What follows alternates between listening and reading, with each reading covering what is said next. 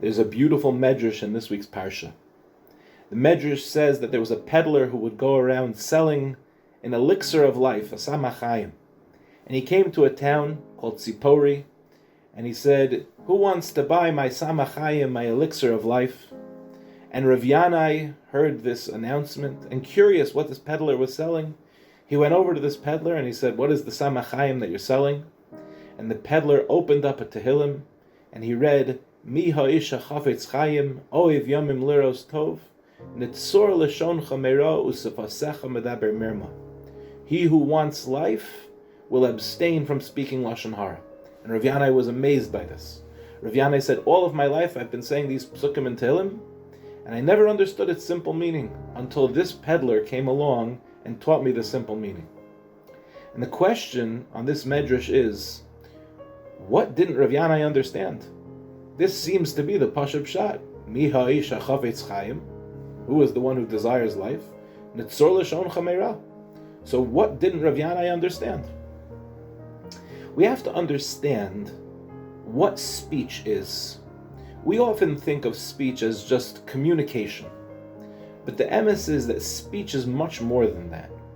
When HaKadosh Baruch Hu created the world, He created the world be'asara ma'amaros, with 10 utterances. Hashem did not think the world into creation. He spoke the world into creation. When Adam was created, HaKadosh Baruch Hu blew life into his nostrils. And the pasuk says that he was nefesh chaya. He was a living spirit.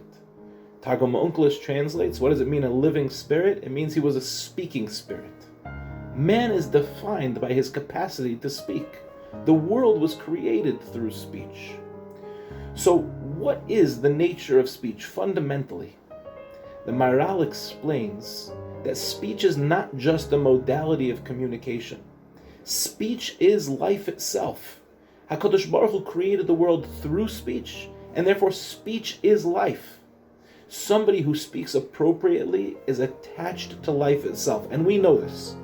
When we meet someone who speaks with lashon nekiyos, speaks in a pleasant way, he doesn't speak lashon hara, it's not just that this person is a safe person. There's something fundamentally different about such a person. I'll share with you that I was privileged to be close with a particular Rabbi. I'm not going to say his name. If you know him, you know him. This Rabbi, whenever you speak to him, it can be a little uncomfortable because you can say something like, "Rabbi, how are you this morning? Good morning, how's everything?" And he goes like this, I'm good. And there's that pause, and it's like a little uncomfortable when you first meet this Rebbe, because it's like, I just said good morning, and I was making, a pleasant comment, like, how are you? Most people will just respond, I'm doing good. There's a little bit of a pause with this Rebbe. But I learned from this Rebbe that he really authentically thinks about everything that comes out of his mouth. And it's an exceptionally safe place to go. You can be shol eitzah by this Rebbe. But it's more than that. There's something about him. There's something that's different about him. And what's different is that he is tapped into life itself. It's not stam that he has a good life. He's connected. He's plugged in because of the way that he speaks. And this is the chiddush that Rav Yanai understood from that peddler. Mi ha'ish hechafetz chayim. Who wants life? Not just to have a good life. Who wants to be connected to life itself?